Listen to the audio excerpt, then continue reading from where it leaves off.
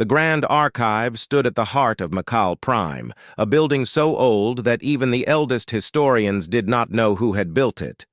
Its walls held the secrets of 10,000 years. Its shelves contained the knowledge of 100 conquered worlds, and deep within its forbidden section, behind doors that had not opened in centuries, Korath found something that would change everything. He was an old Makal, his gray skin wrinkled, and his 4 eyes dim with age. He had spent his entire life studying the past. Most of his people thought history was useless. The Makal looked only forward, toward more conquest, more power, more glory. But Korath believed that the past held warnings, and on this cold night, he discovered the greatest warning of all. The text was written in a language so ancient that his translation device struggled with it. The pages were made from a material he did not recognize, and the words described a species that should not exist. "Humans," he whispered to himself, reading the name for the first time, "from a world called Earth." The text described them as small creatures, weaker than the Makal in almost every way. They had only 2 eyes, soft skin, and short lives. They could not survive in extreme cold or heat. They needed constant food and water. By all logic, they should have been nothing. They should have been easy to destroy. But the ancient writers had not thought so. They adapt, the text warned. Where other species accept their limits, humans reject them. They change their bodies with machines. They change their worlds to suit their needs. They do not surrender to nature. They fight it, and they win. Korath kept reading, his heart's beating faster with each page. They do not fear death as we do. They see it as a price to be paid, not an end to be avoided. A human will sacrifice itself for others of its kind. More strangely, they will sacrifice themselves for other species entirely. They form bonds that we cannot understand. They call it love. They call it friendship. They call it loyalty. We have no words for these things. The next section made Korath's blood turn cold. We attacked their colony worlds 8,000 years ago. We burned 12 of their planets. We killed billions of their kind. We believed we had destroyed them forever. But before the end, they escaped into the dark space between galaxies. They fled, but they did not die. And they carry with them something more dangerous than any weapon. "What?" Korath said aloud, turning the page with shaking hands. "They carry memory. They carry hate. They carry something they call vengeance. And one day, they will return." The next morning, Korath requested an audience with High Prelate Voras, the supreme ruler of the Makal Dominion.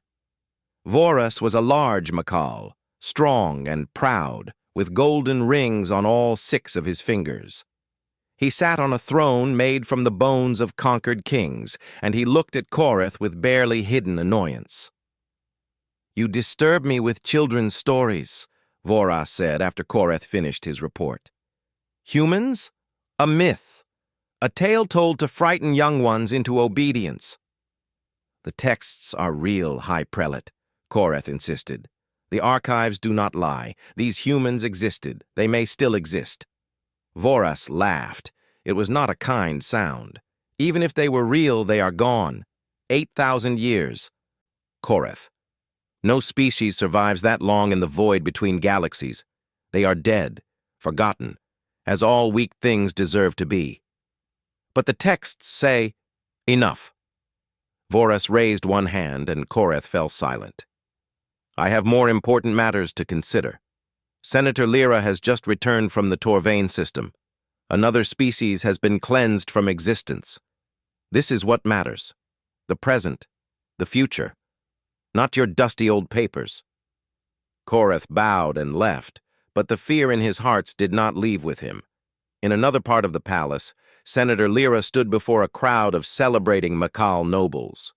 She was tall and beautiful by Makal standards, with dark purple skin and sharp teeth that showed when she smiled, and she smiled often these days.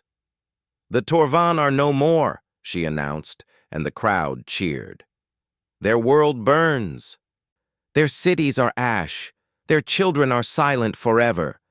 This is the 47th species we have removed from existence. The galaxy grows cleaner with each passing year. A young noble raised his glass. Why do we do this, Senator? These species were no threat to us. Lyra's smile grew wider. Because they could become threats. Because they are different. Because they are weak, and the weak do not deserve the stars. This is the way of the Dominion. This has always been the way. Submit or die. Those are the only choices we offer. The crowd cheered again, and Lyra drank deeply from her wine. None of them noticed the servant in the corner, a member of a conquered species, watching with hatred in his eyes. None of them knew that across the galaxy, others were watching too, waiting, remembering. Far from Macau Prime, on the very edge of Dominion space, a patrol vessel drifted through the darkness. Its crew was bored. Nothing ever happened in this sector. There was nothing here but empty space and distant stars. Then their sensors detected something. "Unknown vessel approaching," the officer reported, his voice confused. "Configuration does not match any known species." The captain leaned forward. "Show me." The image appeared on screen, and every macaw on the bridge fell silent. The ship was unlike anything they had ever seen. It was massive, dark, and covered in strange symbols. It moved with a grace that seemed almost alive. "Hail them," the captain ordered. There was no response. The strange ship simply floated there, watching them. "Scan them. Find out what they are." The scanning officer worked his controls, then stopped. His face had gone pale. "Captain, I am detecting life signs, thousands of them, and the ship's database has a partial match for the design.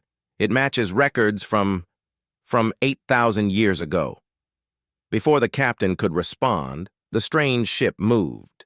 It was fast, faster than anything the macaw had ever built. In seconds, it was upon them. The last thing the captain did was send a transmission. He tried to scream a warning, but there was no time. Only one word escaped his lips before his ship exploded into fire and silence. The word was in a language the macaw did not understand, a language that had not been heard in this part of space for 8 millennia. The word was Korean, and it meant, remember. In the darkness of space, where the patrol ship had been, there was now only debris. And beyond that debris, the strange vessel turned and disappeared into the void, leaving behind a message that would soon echo across the entire Dominion. The myths were real, the legends were true, and the children of Earth had finally come home. 3 months had passed since the patrol ship vanished. The macaw sent investigators. They found nothing but broken metal and silence. The official report called it an accident, a failure in the ship's engines. High Prelate Vorus ordered the matter closed. There was nothing to fear. But far across the galaxy, beyond the edges of known space, fear was not what humanity felt. They felt something older, something stronger. Admiral Tejo stood on the bridge of the flagship Inheritance, looking at a holographic map of Macaw space. He was an old man now, his hair white and his face lined with years. But his eyes were sharp, and his mind was sharper still. Behind him stood the commanders of 200 warships, all waiting for his words. 3,000 star systems, Tejo said quietly, pointing at the map. 10 billion Macaw, 40 worlds of conquered slaves. This is what they built while we wandered in the dark. Captain Yuna stepped forward. She was younger than the Admiral, but no less fierce. A long scar ran down the left side of her face, a reminder of battles fought in the cold space between galaxies. "And now we take it from them," she said. "No." Tejo shook his head. "We do not take. We do not conquer. We are not them."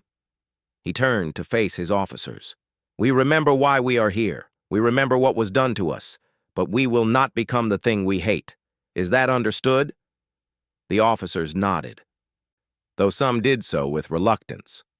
8,000 years was a long time to carry hate.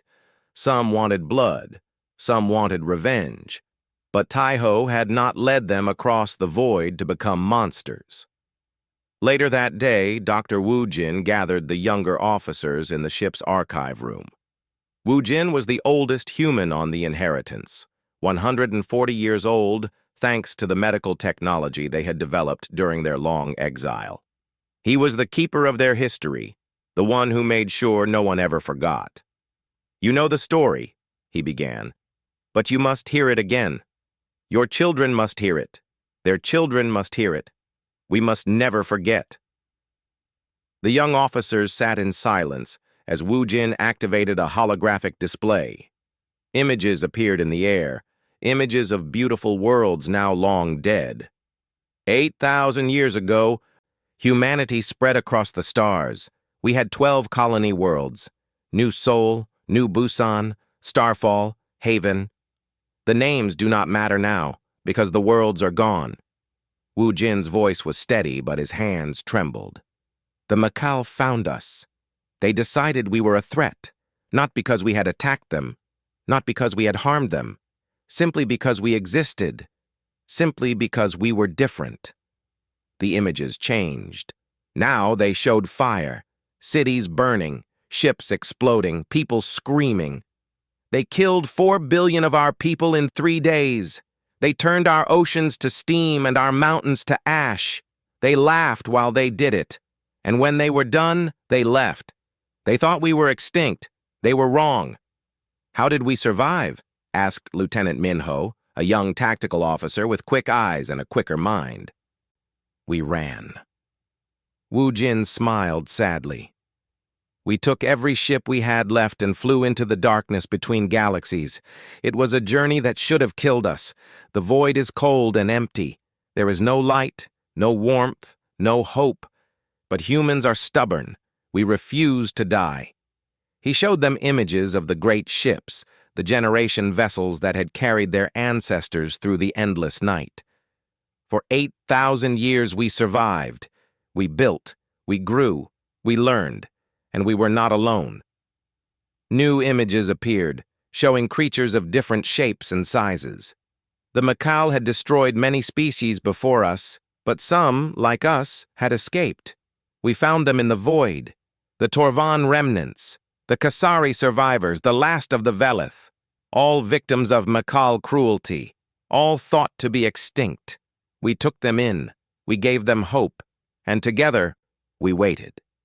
"Waited for what?" Minho asked. "For this day," said a voice from the doorway. Captain Yuna entered, her boots heavy on the metal floor. "The day we go home." That night, Yuna walked alone through the memorial vault. It was the most sacred place on the ship, a room filled with glass containers, each holding soil from one of the 12 dead worlds. The names were carved in stone above each container. She stopped before one that read, New Busan. Her great-grandmother had been born there. She had been a little girl when the Makal came. She had watched her parents burn. She had been one of only 3,000 survivors from a world of 400 million. She had lived to be 200 years old, and she had never stopped crying in her sleep.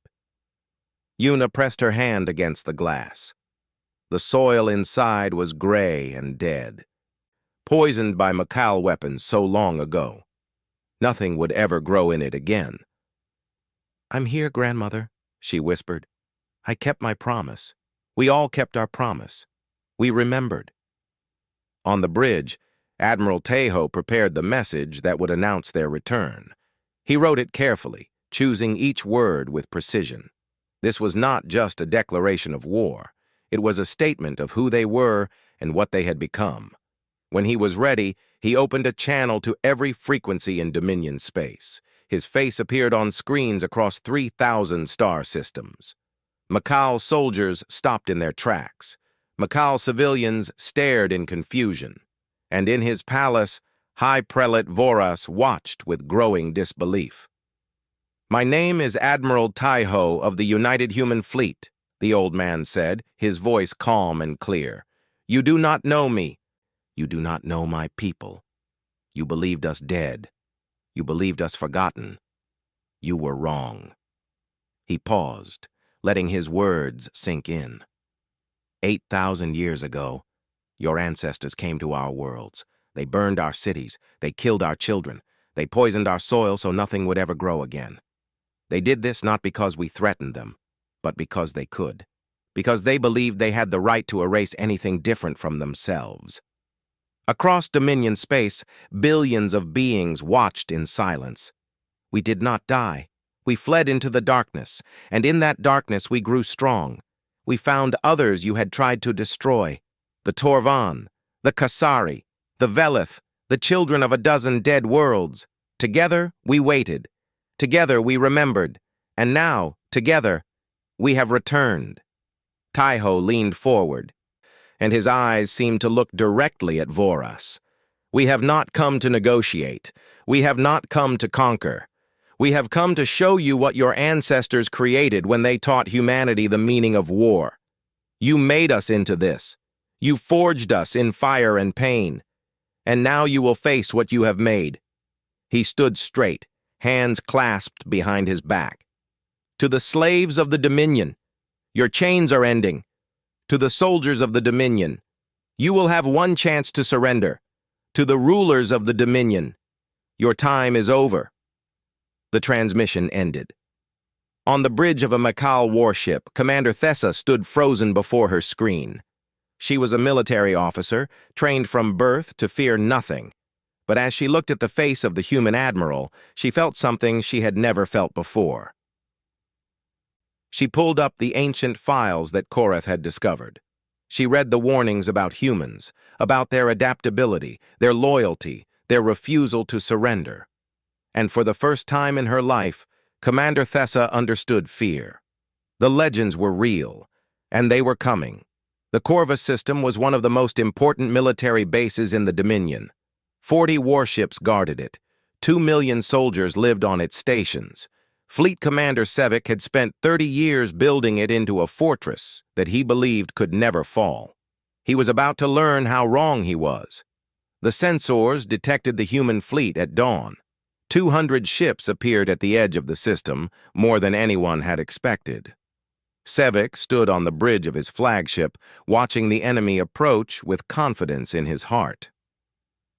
"They are outnumbered," he said to his officers. "They have traveled far and must be tired. We have fresh crews and home advantage. This will be a simple victory." His officers agreed. The Makal had never lost a major battle. They had better ships, better weapons, better training. How could these humans, these creatures from myth, hope to stand against them? The answer came in fire and thunder. Lieutenant Minho sat at his tactical station aboard the Inheritance, his fingers dancing across the controls. He had studied Makal tactics for years, learning every pattern, every formation, every weakness. Now he would use that knowledge against them. "They're forming the standard Dominion wall," he reported to Captain Yuna. "Energy weapons forward, shields overlapping. They expect us to do the same." Yuna smiled. "Then let's disappoint them. Signal the fleet. Execute Pattern 7. The human ships did not form a wall. They scattered like leaves in wind, breaking into dozens of smaller groups that moved in ways the Makal computers could not predict. Some ships charged forward, others pulled back. Some flew in spirals, others seemed to drift randomly. To the Makal sensors, it looked like chaos. It was not chaos. It was a trap. "What are they doing?" Sevik demanded, watching his screens with growing confusion. "This makes no sense. They have no formation." Before anyone could answer, the human ships opened fire, but they did not use energy beams like the Makal expected. Instead, thousands of metal projectiles screamed across space at speeds that seemed impossible. They were simple weapons, just chunks of metal accelerated to incredible velocity. The Makal shields, designed to absorb energy, did almost nothing to stop them. The first Makal ship exploded, then the second, then the third. "Adjust shields!" Sevek screamed. "Switch to kinetic defense!" His ships tried to adapt, but the humans adapted faster. As soon as the Makal changed their shields, the human ships switched to different weapons. Energy beams, missiles that split into 1,000 smaller missiles, bombs that created tiny black holes. Each time the Makal found an answer, the humans asked a new question. On the Inheritance, Dr. Wu Jin watched the battle from the observation deck. A young Torvan officer stood beside him, one of the survivors of a species the Makal had tried to destroy. "They cannot believe what is happening," Wu Jin said quietly. "They have never fought anyone like us." "What makes us different?" the Torvan asked. "We learn." Wu Jin pointed at the screen, where human ships were already adjusting their tactics based on what they had observed. "The Makal have been the strongest for so long that they forgot how to grow. They fight the same way they fought 1,000 years ago. But humans never stop learning. We watch, we think, we change. That is why we survived in the void. That is why we will win today." The Torvan officer was quiet for a moment. Then he said, "They destroyed my homeworld, my family, everyone I knew. I want them to suffer." Wu Jin nodded slowly. "I understand. Believe me, I understand. But suffering is not victory. The Makal have caused suffering for 10,000 years, and look what it brought them. Enemies on every side. Fear in every heart. When this is over, we must be better than they were. Otherwise, what was the point of surviving?" Commander Sevek finally understood that he could not win. His fleet was falling apart. Half his ships were gone, and the humans showed no signs of slowing down. He gave the order to retreat, but there was nowhere to go.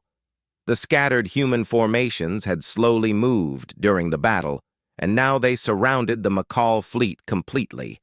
What had looked like chaos was actually a carefully planned encirclement. Sevek and his remaining ships were trapped. Captain Yuna appeared on his screen. Her face was calm, her voice steady.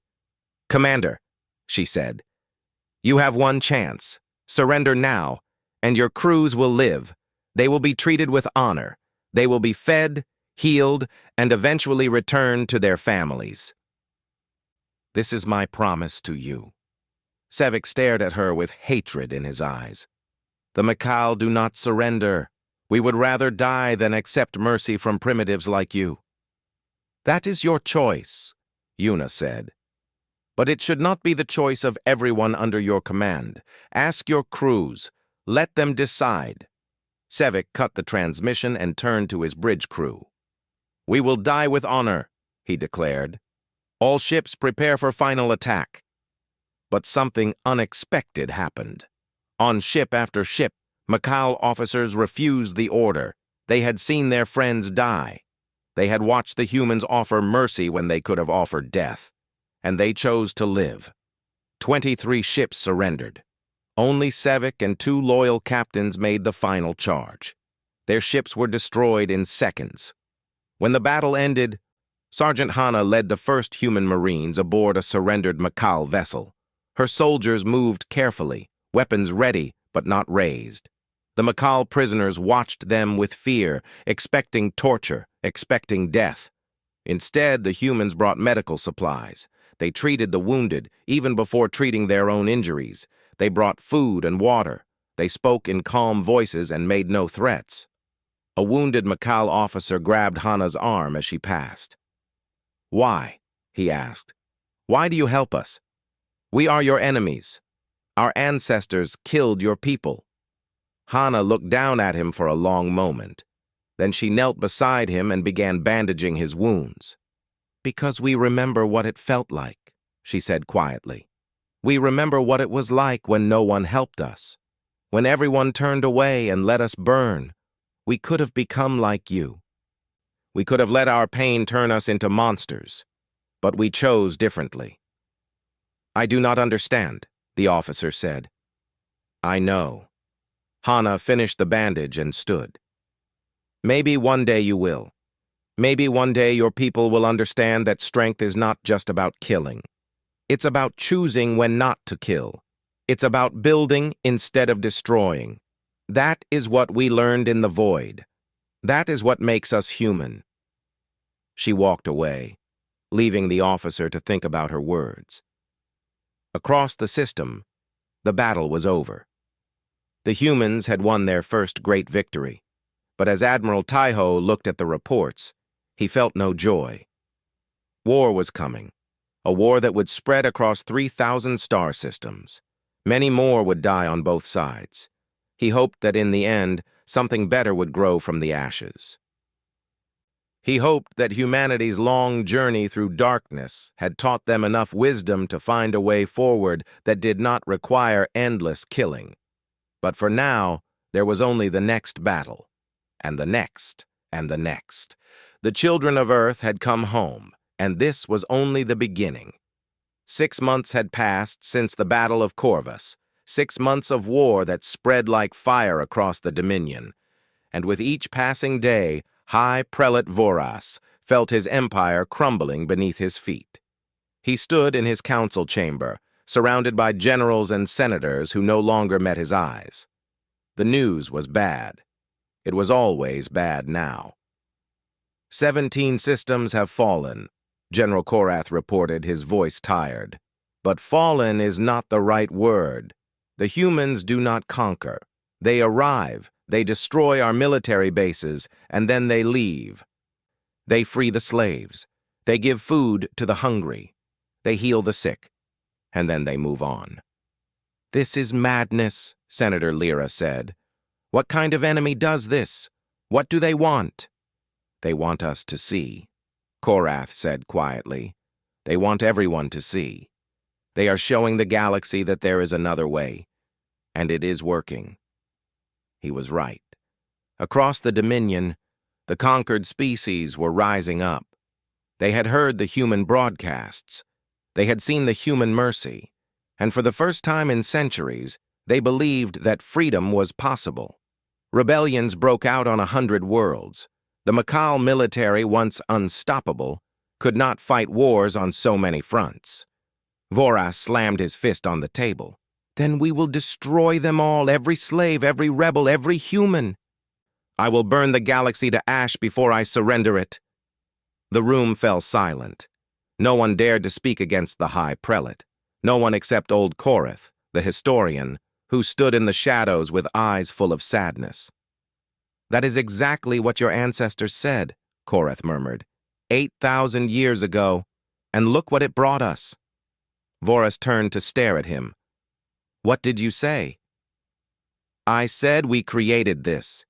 We created them. Every species we destroyed, every world we burned, every child we killed. We planted seeds of hatred across the galaxy, and now we are harvesting what we grew." Korath shook his head. "The humans were farmers and teachers and artists before we came. We are the ones who turned them into warriors. This is our fault." For a moment, Voras looked like he might kill the old historian where he stood. Then he turned away. "Get out, all of you. I need to think."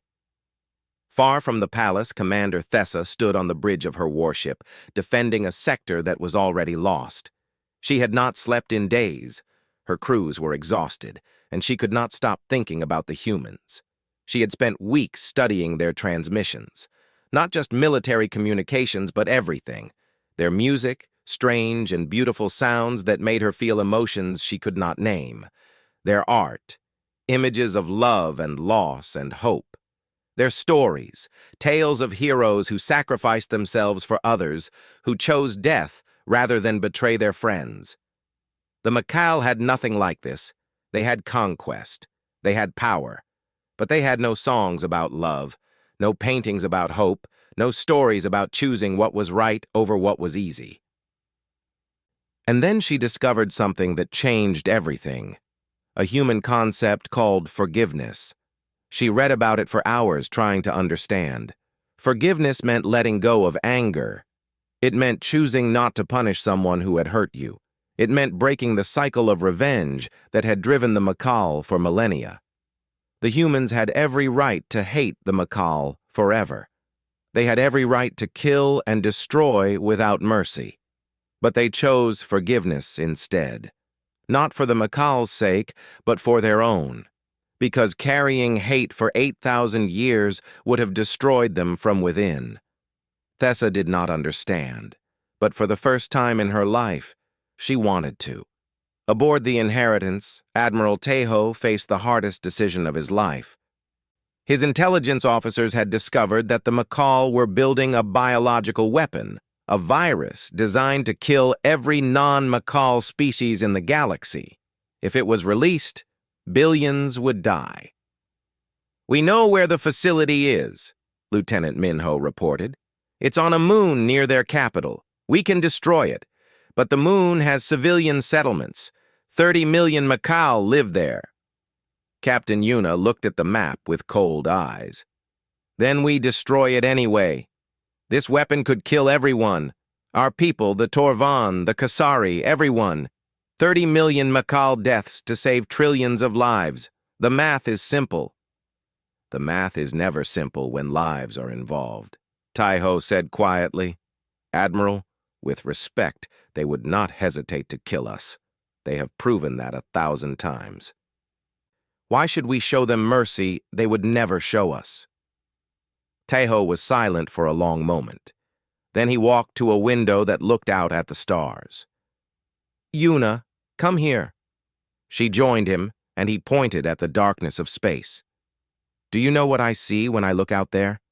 I see the void we traveled for 8,000 years. I see the darkness that should have killed us. And I remember what kept us alive. It was not hate. Hate would have torn us apart in the 1st century. It was hope. Hope that one day we would find a better way to live. Hope that we would not become the thing that hurt us." He turned to face her. "If we kill 30 million civilians, we become the Macal. We become everything we escaped. Yes, we might save lives today, but we will lose our souls forever. And what will our children say when they learn what we did? That we were no better than the monsters who burned our worlds." Yuna's jaw tightened. "Then what do we do?"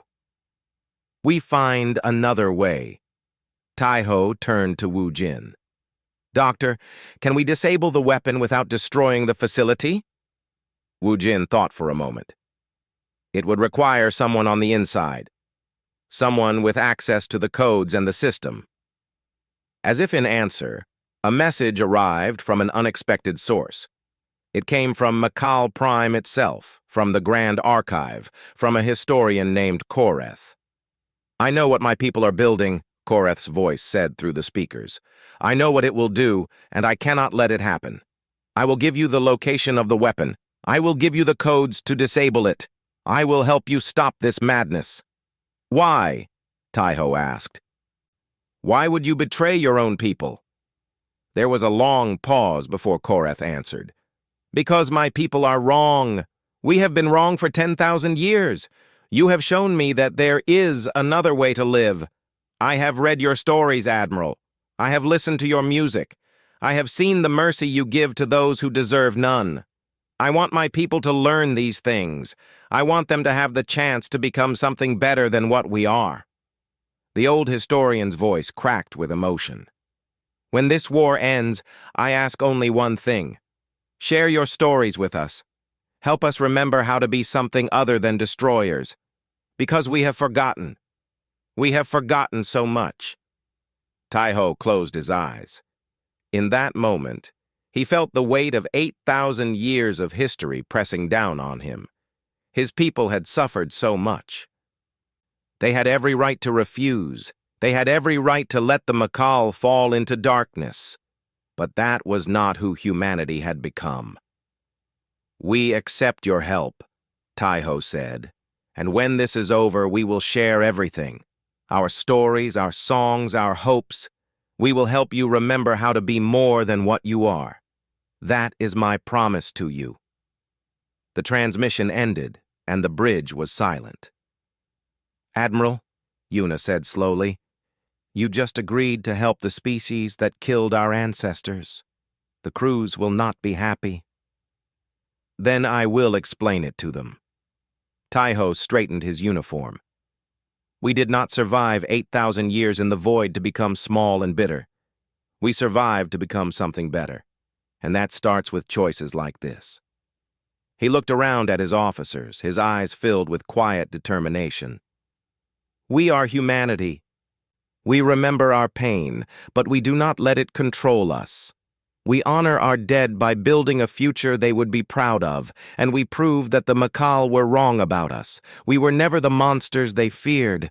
We were always something more. The officers stood in silence, and slowly, one by one, they nodded. The war would continue. But something had changed. Hope had found a foothold in the darkness, and from that hope something new was beginning to grow. The human fleet surrounded Makal Prime, and the galaxy held its breath. 10,000 ships hung in the darkness above the Makal homeworld.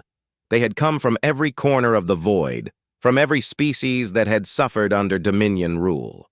Human vessels flew beside Torvan cruisers and Kasari fighters and Velith destroyers. The children of a dozen dead worlds had united, and together they had brought the greatest empire in history to its knees. On the surface below, panic spread through the cities. The Makal had never faced invasion. Their world had never known war within its own skies. Citizens ran through the streets, soldiers scrambled to defensive positions, and in the great palace at the center of the capital, High Prelate Voras prepared for his final stand. Commander Thessa stood on the bridge of her warship, the last commander of the Makal home fleet. She had received her orders directly from Voras. If the humans attempted to land, she was to activate the Scorched Earth Protocol. Nuclear fire would consume the planet's surface. 10 billion Makal would die, but so would any hope of human victory. She stared at the button that would destroy her world. 10 billion lives. Children who had never hurt anyone. Families who just wanted to live in peace. All of them would burn because one old man refused to admit defeat. "Commander," her second officer said quietly, "the order has been given. We must obey." Thessa thought about the human concept she had studied. Forgiveness. She thought about the mercy they had shown to captured soldiers.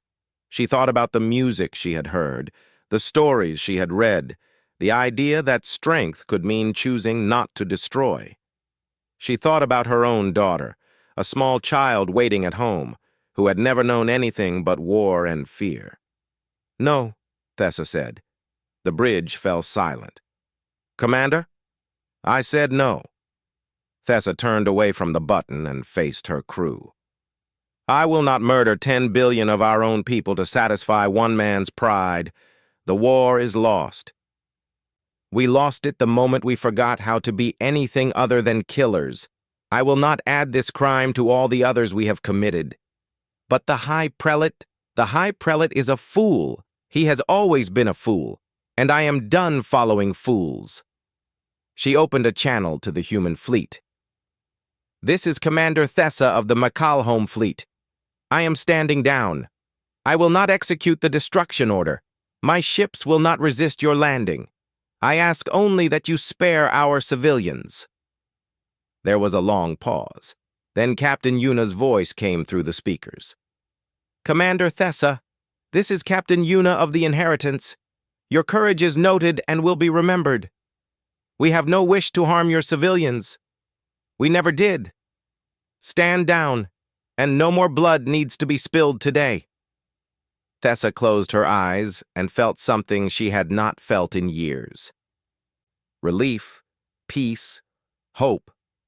"Understood," she said. "We stand down." Human ships began their descent toward the planet. Sergeant Hana led the ground forces into the capital city. Her orders were clear. Military targets only. No civilian casualties. No unnecessary destruction. The humans moved through the streets like ghosts, precise and disciplined, neutralizing resistance without killing unless there was no other choice. The Makal soldiers fought at first. Then they saw how the humans behaved. They saw Marines stop to help wounded Makal civilians. They saw soldiers sharing their water with frightened children. They saw the conquerors acting with more honor than the Dominion had ever shown to anyone. One by one, the defenders laid down their weapons. At the palace gates, Hana found a group of Makal civilians huddled in fear. An old female held a baby in her arms, her eyes wide with terror. "Please," the female begged, "please do not hurt us. We are not soldiers. We have done nothing." Hana removed her helmet so the female could see her face. It was a human face, lined with scars but not with cruelty. "No one is going to hurt you," she said gently. "The fighting is almost over. Soon you will be able to go home. But we are your enemies. Your people were destroyed by our ancestors. Why do you show us kindness?" Hana knelt down so she was at eye level with the old female. "Because kindness is not weakness. Because every child deserves a chance to grow up in peace, even the children of those who hurt us. Because if we become monsters to defeat monsters, then the monsters win." She stood and turned to her soldiers. "Set up a shelter here. These people need food and water. Make sure they are safe." As her troops moved to obey, Hana looked up at the palace. Somewhere inside, the final confrontation was taking place. Admiral Taiho walked through the empty halls of the palace alone. He had refused an escort. He had refused weapons. This was not a moment for armies. This was a moment for two men and the weight of 8,000 years. He found High Prelate Voras in the throne room, standing before a personal shield generator that made him invincible to normal attacks. The old Makal held a weapon in his hand, his face twisted with rage and fear. "You dare come here alone," Voras spat. "You dare face me without an army? I will kill you myself, human. I will tear you apart and mount your head on my wall." Taiho stopped a few meters away. "You could try. But it would not change anything. Your empire is over. Your fleet is destroyed. Your own commanders have refused your orders. There is nothing left to fight for. I fight for pride. I fight for glory. I fight because the Makal will never bow to inferior species." "And where has that pride brought you?" Taiho asked quietly. "Look around you. Your people are frightened. Your children are crying. Your world is surrounded. In 10,000 years of conquest, you built nothing that could last. Because empires built on fear always fall. They fall because they create enemies in every corner, and eventually those enemies unite against them." Voras raised his weapon. "Enough talk. I will not listen to lectures from a primitive." "Then listen to this." Taiho's voice hardened. "I could destroy you. I could burn this planet to glass and scatter your species across the void. I have the power. I have the right. Your ancestors killed 4 billion of my people. They turned our children to ash and laughed while they did it. Every human alive carries that memory. Every human alive has a reason to hate you." He took a step forward. "But I will not do it. I will not become what you are. I will not prove your ancestors right about us, because humanity is more than our pain. We are more than our hate. We survived the void by learning to hope, to build, to forgive. And that is the difference between us." Voras fired his weapon. The energy beam struck Taiho in the chest and was absorbed by hidden armor beneath his uniform. The admiral did not flinch. "Your rule is over," Taiho said. "Your species will live. You will not be enslaved. You will not be destroyed. You will be given the chance to learn a better way, just as we learned in the darkness between galaxies. What you do with that chance is up to you." Guards entered the room and took Voras into custody. The High Prelate screamed and cursed, but no one listened. His time was finished. In the weeks that followed, a new order began to take shape. The humans did not establish an empire. Instead, they helped create a council of species, where every voice would be heard, including the Makal. War criminals faced justice, but ordinary citizens were given amnesty and a chance to start over. Commander Thessa became one of the first Makal ambassadors to the new council. She worked alongside humans and Torvan and Kasari, learning how to build instead of destroy. It was difficult. The old habits were hard to break. But slowly, day by day, she began to understand what the humans had tried to teach her. Koreth, the old historian, was given a new task. He traveled to human schools and archives, collecting their stories and sharing them with his people. He wanted the Makal to learn about hope and love and forgiveness, concepts they had forgotten so long ago. It would take generations, but he believed it was possible. On the anniversary of the human return, Captain Yuna stood before a monument built in the heart of the Makal capital. It was not a monument to victory. It was a monument to loss, a reminder of all who had suffered, all who had died, all who had been forgotten. The names of the 12 dead human worlds were carved into the stone. Below them were the names of every species the Makal had destroyed. There were so many names, so many ghosts. "This is what hate built," the inscription read. "Let it never be built again." Yuna traced her fingers over the name New Busan and thought of her grandmother, who had lived and died dreaming of this day. "We did it," she whispered. "We came home, and we did it the right way." Years passed. The galaxy changed. Old wounds slowly healed. New friendships formed between species that had once been enemies. It was not perfect. There was still conflict, still disagreement, still pain. But there was also hope. There was also progress. There was also tomorrow.